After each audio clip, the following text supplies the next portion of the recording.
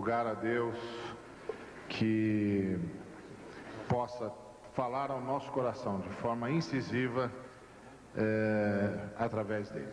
Oremos. Pai querido, nós queremos te agradecer muito porque o Senhor nos trouxe aqui esta noite, todos nós, e queremos te agradecer pela vida do Ed, por tudo que já tens feito através da vida dele, através do seu ministério. Reconhecemos, Senhor, a tua mão e a tua bênção sobre a vida dele. E agora rogamos-te, Senhor, que nesta noite, mais uma vez, tu uses segundo a tua vontade e o teu querer, para que a tua voz se faça ouvir em todos os corações aqui presentes. Que o teu Espírito possa falar com plena liberdade através dele, e que o teu Espírito possa ministrar-nos profundamente a tua palavra, de modo que saiamos daqui para fazer a tua vontade. Em nome de Cristo Jesus. Amém. Aí, chefão.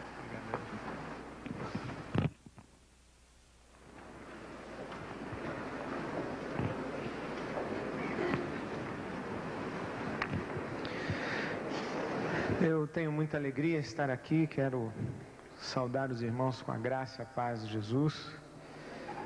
E duas coisas me consolam. Uma é ser apresentado por um amigo, como acabo de ser introduzido a vocês pelo Ari. A outra é perceber que Deus providenciou um backup.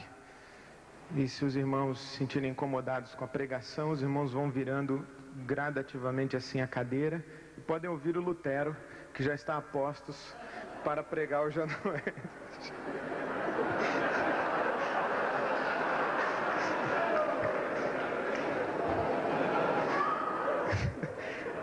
Eu quero ler a palavra de Deus com os irmãos no Evangelho de João.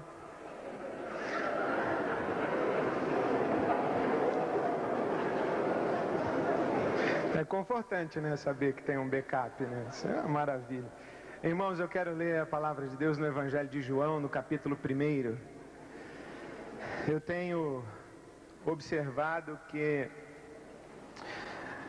uma vez que estamos falando a respeito de verdades que libertam, ou da verdade que liberta, eu tenho observado que, dentre as realidades que estão contidas, oprimidas pela ação satânica nos dias de hoje, a nossa realidade ministerial é uma delas.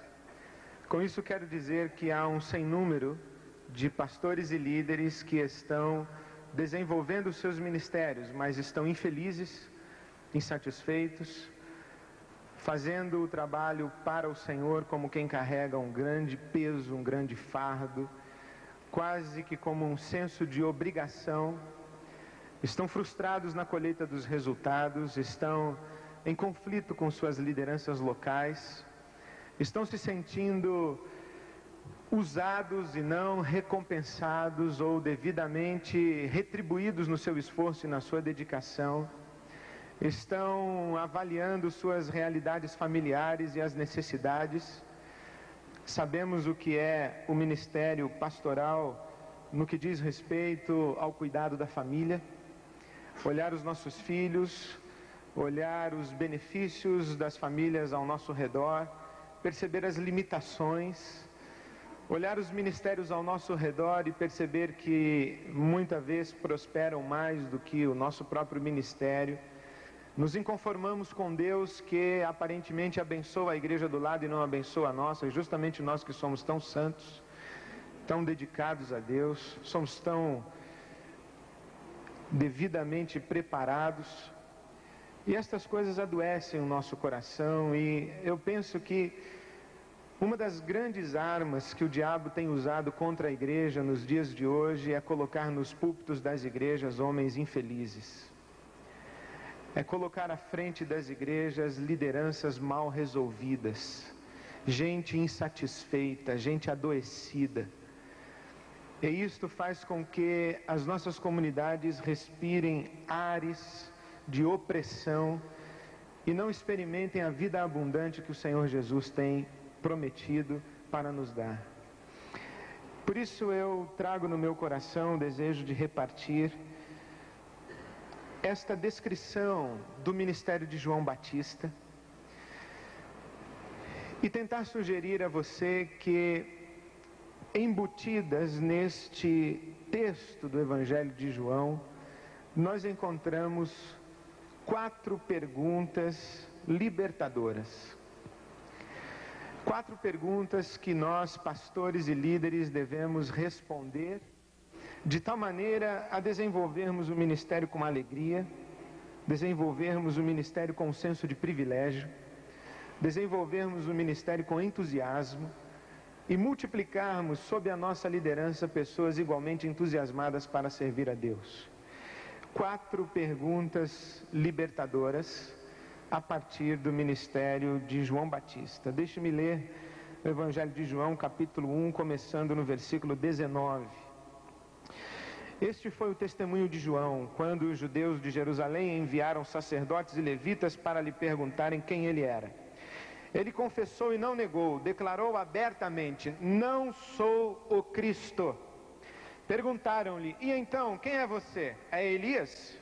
Ele disse: não sou. É o profeta? Ele respondeu: não. Finalmente perguntaram: quem é você?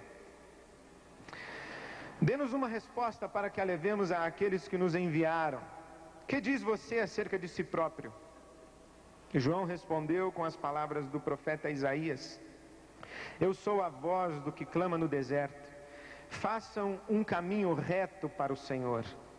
Alguns fariseus que tinham sido enviados interrogaram-no: então por que você batiza, se não é o Cristo, nem Elias, nem o profeta? Respondeu João: eu batizo com água, mas entre vocês está alguém que vocês não conhecem. Ele é aquele que vem depois de mim, e não sou digno de desamarrar as correias das suas sandálias.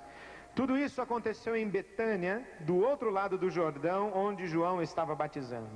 No dia seguinte, João viu Jesus aproximando-se e disse: vejam, é o Cordeiro de Deus que tira o pecado do mundo. Este é aquele a quem eu me referi quando disse: vem depois de mim um homem que é superior a mim, porque já existia antes de mim. Eu mesmo não o conhecia, mas por isso é que vim batizando com água, para que ele viesse a ser revelado a Israel. Então João deu o seguinte testemunho: eu vi o Espírito descer dos céus como pomba e permanecer sobre ele. Eu não o teria reconhecido se aquele que me enviou para batizar com água não me tivesse dito: aquele sobre quem você vira o Espírito descer e permanecer, esse é o que batiza com o Espírito Santo. Eu vi e testifico que este é o Filho de Deus. No dia seguinte, João estava ali novamente com 2 dos seus discípulos. Quando viu Jesus passando, disse: vejam, é o Cordeiro de Deus. Ouvindo-o dizer isso, os 2 discípulos seguiram Jesus. Vire a página da sua Bíblia para o capítulo 3 do Evangelho de João. Versículo 22.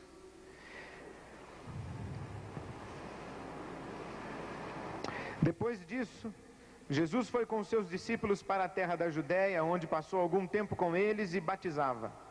João também estava batizando em Enom, perto de Salim, porque havia ali muitas águas e o povo vinha para ser batizado. Isto se deu antes de João ser preso. Surgiu uma discussão entre alguns discípulos de João e um certo judeu a respeito da purificação cerimonial. Eles se dirigiram a João e lhe disseram: mestre, aquele homem que estava contigo no outro lado do Jordão, do qual testemunhaste, está batizando, e todos estão se dirigindo a ele. A isso João respondeu: uma pessoa só pode receber o que lhe é dado dos céus. Vocês mesmos são testemunhas de que eu disse: eu não sou o Cristo, mas sou aquele que foi enviado adiante dele. A noiva pertence ao noivo. O amigo que presta serviço ao noivo e que o atende e o ouve, enche-se de alegria quando ouve a voz do noivo. Esta é a minha alegria, que agora se completa. É necessário que ele cresça e que eu diminua.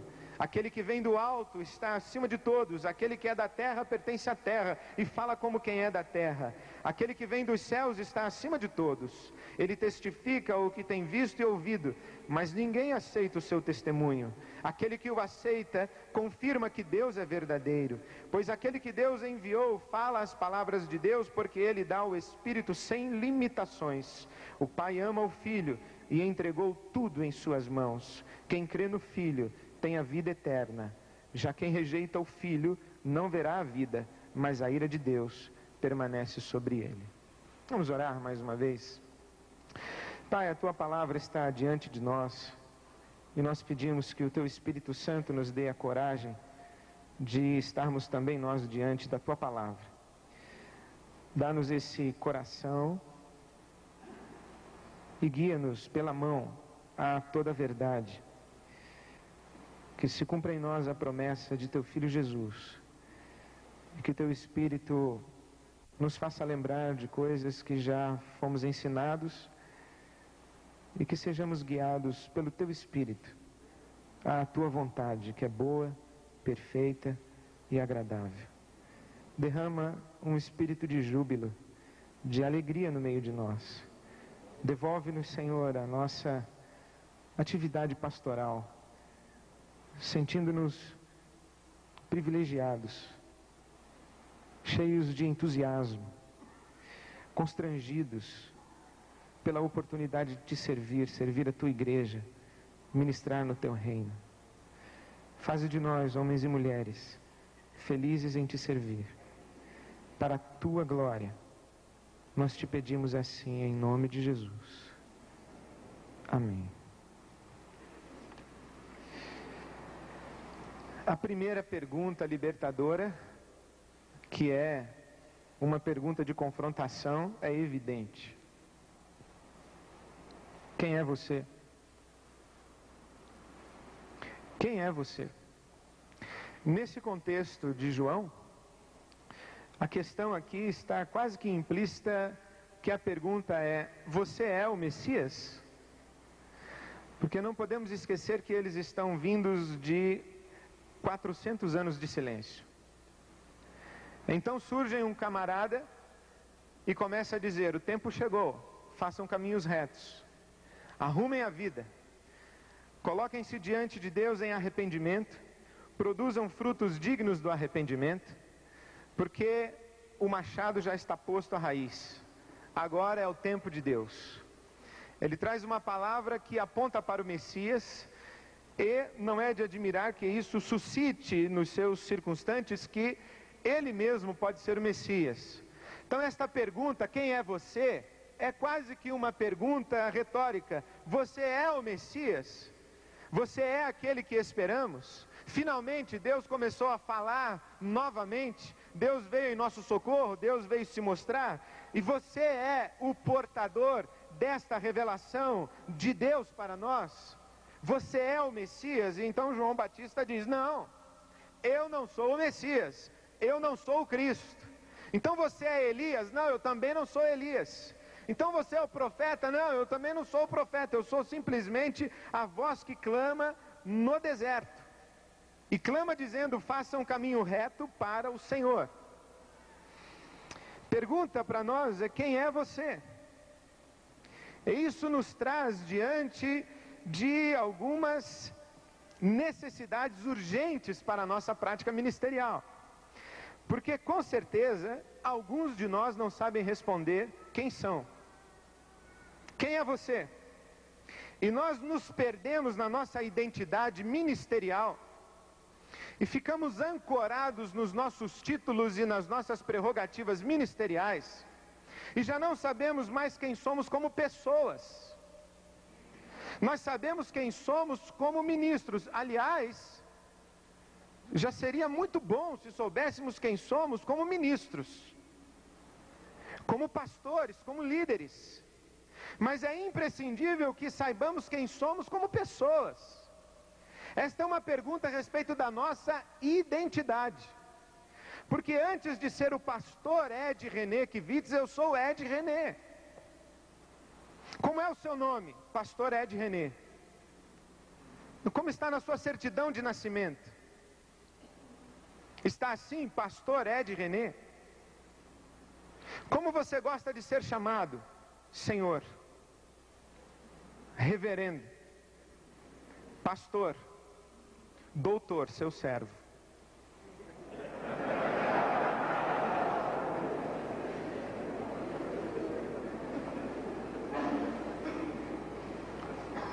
Quem é você?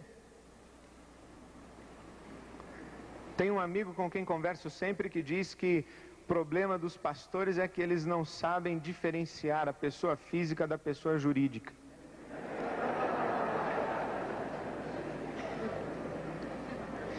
Nós nos perdemos.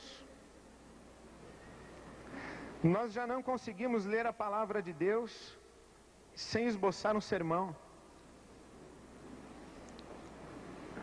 Nós já não sabemos se estamos fazendo a visita por compaixão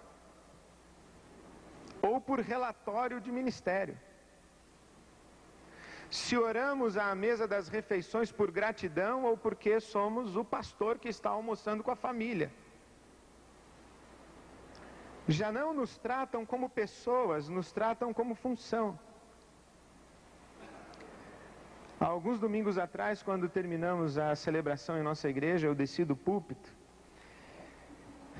e foi um sermão em que eu compartilhei o meu coração com a igreja, praticamente dizendo: eu estou cansado, eu preciso dormir, descansar em Deus, eu preciso encontrar um jeito de experimentar o Shabat. Não estou conseguindo descansar, não estou conseguindo dormir. Eu gostaria de dormir. E quando eu desci do púlpito, alguém me chamou e disse: vem aqui, eu quero orar por você. E eu abracei aquele irmão, e enquanto ele orava por mim, eu chorava, cansado.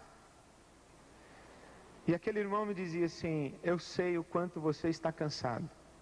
Eu vejo no seu semblante, eu ouço na sua voz, eu escuto o seu coração. Você está cansado de servir a Deus e servir a essa igreja. E eu disse: eu estou cansado. E chorei. E quando ele terminou de orar, tudo o que eu queria era poder me sentar e continuar chorando.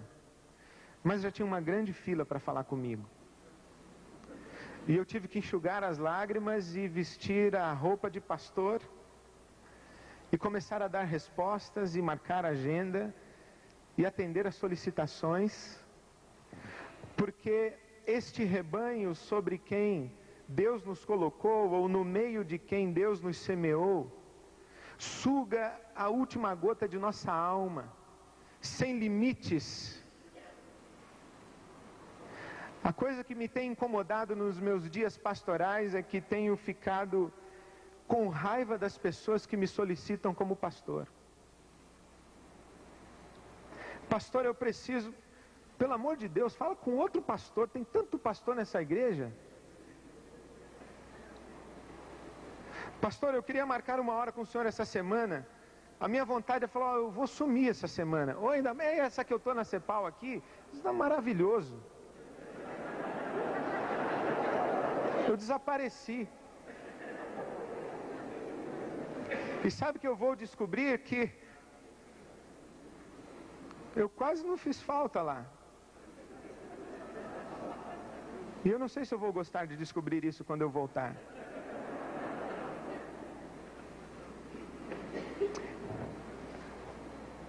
Onde as pessoas não conseguem me ver como pessoa. E eu vou aceitando essa imposição do rebanho. E eu mesmo já não consigo me ver como pessoa.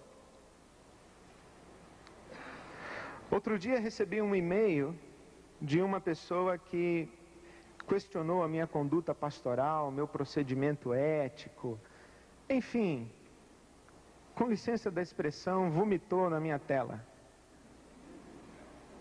E eu me sentei e escrevi um e-mail de volta.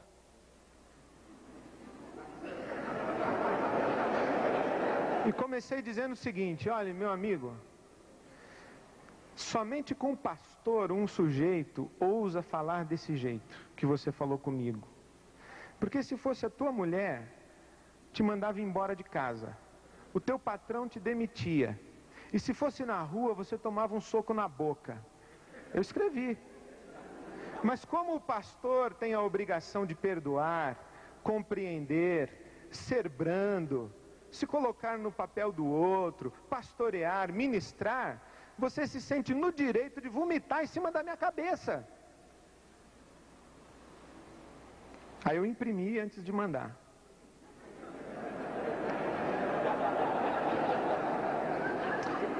Dei para minha esposa ler. Ela falou: agora que você já desabafou, vai lá e escreve outro e-mail para ele.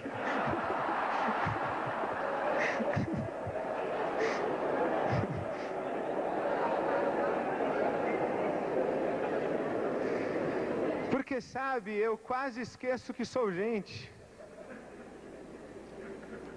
Porque as pessoas olham para mim como se eu fosse o Messias ou um camarada muito próximo do Messias. Sem contar o fato de que as pessoas, quando chegam na nossa sala, é a última sala. Elas já passaram pelo terapeuta, pelo psicólogo, pelo advogado, aí vêm nos procurar quando já está tudo no chão. Aí é só o Messias mesmo. E de tão acostumado que você vai ficando, que as coisas que as pessoas trazem para você são questões messiânicas, você começa a acreditar que você é isso mesmo. Algo que me incomoda é perceber como as pessoas têm as suas necessidades e elas não medem fronteiras, elas não percebem a hora, elas telefonam, invadem, te puxam pela manga, elas querem conversar com você mais e mais e mais e mais, e por mais que você dê, nunca é suficiente. Por mais que você compartilhe, tem sempre alguma brecha, e você vai se dando, daqui a pouco o seu filho tem que marcar hora para falar com você. A sua esposa começa a falar com você: pastor, pois um dia que a tua esposa te chamar de pastor, você para pensar. Ou então a esposa fala na terceira pessoa: o pastor fulano de tal. Escuta, coisa interessante isso que acontece com a gente. Quem é você? Onde está a sua humanidade? Como você construiu a sua identidade como pessoa? Olha, eu acho maravilhoso o que fizemos ontem à noite, a leitura de eu sou filho de Deus, eu sou sal da terra, eu sou selado pelo Espírito. Mas estas questões que, entre aspas, são espirituais abstratas, falam a respeito da nossa identidade universal. Tanto é que todos nós podemos ler a mesma lista. Tudo que lemos ontem à noite a respeito de quem somos em Cristo, todos nós somos. Agora você sabe levantar e ler uma lista de algumas coisas que só você é, e mais ninguém nesse auditório é. Eu sou. Deus me fez no ventre da minha mãe singular. E você sabe avaliar a si mesmo. Quais são suas características, suas peculiaridades, suas potencialidades. Eu não sei o que é pior, quando a gente sucede um pastor que fracassou, ou quando a gente sucede um pastor que foi bem sucedido. Porque quando a gente sucede um pastor que fracassou, a igreja está quebrada. Mas quando a gente sucede um pastor que foi bem sucedido, a igreja vem nos quebrando.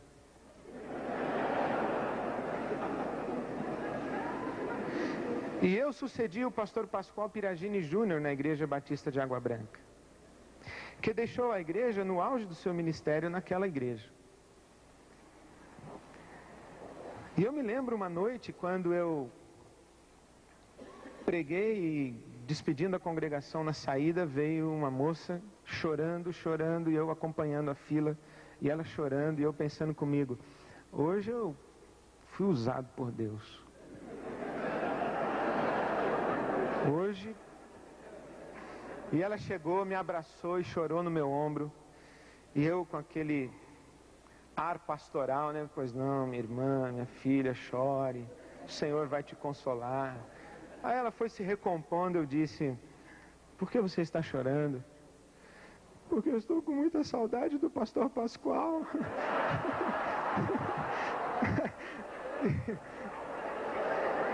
E aquilo foi uma facada na minha alma. Foi uma facada. Estávamos numa reunião de liderança e um dos líderes da igreja levantou-se e começou a questionar a maneira como eu pregava, como eu ministrava, dirigia o culto. E ele disse assim: olha, eu tenho saudade de chorar, com você eu não choro. Com você, na hora que a lágrima começa a chegar, você acaba o sermão. Aí eu fui pregar numa outra igreja. Cheguei mais cedo, fiquei no hall de entrada com a minha esposa, e o pastor da igreja chegou. Cumprimentou um por um, umas 40, 50 pessoas. Falou o nome de todas elas. A sua cunhada já saiu do hospital, o seu tio já arrumou um emprego, o seu pai já voltou de viagem. Eu falei: não é possível que esse cara sabe o nome de todo mundo, é onde o pai foi viajar, que o tio está desempregado. Não é possível isso. Porque eu passo no meio dos 40, dou um bom dia geral e me tranco na minha sala. Aí eu virei para minha esposa e falei assim: esse aí é pastor, eu não sou. Eu acho que eu estou no lugar errado, fazendo a coisa errada. E fui parar numa terapia, às portas de escrever uma carta de demissão e pedir a conta dizendo: Deus me colocou no lugar errado. Porque eu não consigo responder aos clamores dessa comunidade. Eu não consigo ser pastor desse jeito. E entre me vender como pessoa para sustentar a minha função, eu prefiro perder a minha função e me afirmar como pessoa. E foi um período muito difícil de descobrir quem eu era. Quais eram as minhas características pessoais. Quais eram os meus dons privilegiados. Quais eram as minhas potencialidades. Quais eram as minhas fraquezas. Quais eram as minhas lacunas de alma. Quais eram as minhas feridas. As minhas experiências de família que me fizeram ser hoje do jeito que eu sou e que eu preciso visitar. Lá atrás, minha origem, minha casa, minha mãe, meu pai, enfim, descobri quem eu sou. Para depois eu poder responder uma segunda pergunta: bom, aqui você veio. O que é que você veio fazer aqui? Qual é a sua missão? Qual é a sua tarefa? O que foi que Deus colocou na sua mão para fazer? Porque aí sim eu comecei a pensar na minha vocação. E penso que nós hoje padecemos de um problema muito sério, da vocação subjetiva. A vocação aos 17 anos, 16, 15. É uma vocação para pessoas que não sabem quem são, não sabem quem é a igreja, não sabem quem é o Senhor da igreja, não sabem o que é o conteúdo de sua vocação, mas porque o culto da fogueira foi abençoado, eles foram lá na frente. Eu fui para o seminário com 17 anos de idade, eu gostava mais de jogar bola do que ler teologia. Ainda hoje, mas isso já não vem ao caso.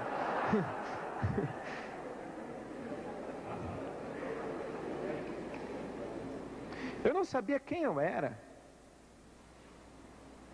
mas eu trazia no meu coração uma sensação de que Deus me chamou para o ministério. Que ministério? Ministério pastoral, você é pastor de uma igreja local.